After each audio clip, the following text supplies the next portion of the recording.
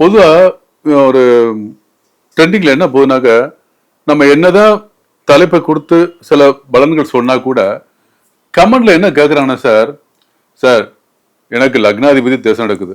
லக்னாதிபதி சுபர், இயற்கை சுபர். லக்னாதிபதி எல்லாருக்குமே சுபரா தான் இருக்கும். இயற்கை பாவகரமா இருந்தா கூட சூப்பரா தான் வேலை செய்யணும் இல்லையா? அது உண்மைதானே சார் அப்படின்னு கேட்கிறேன். ஆமா. அப்புறம் ஏன் சார் எனக்கு நல்லா இல்ல? கேள்வி கேட்டு தானே. அப்ப லக்னாதிபதி தசை எனக்கு எங்குதான் 6, 8, 12 மறைஞ்சாலும் நல்லா இருக்கும்ல சார். சுபர் தானே சார். நான் தானே சார். நான் தானே சார். நான் இல்லாம லக்னம் இல்லையில சார். லக்னம் நான் கிடையாது. அப்ப எனக்கு சார் நல்லா இல்ல? கேள்வி சூப்பர்.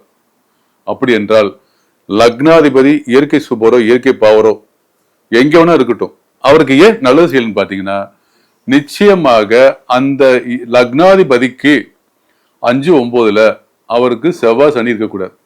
இதான் சார் உண்மை.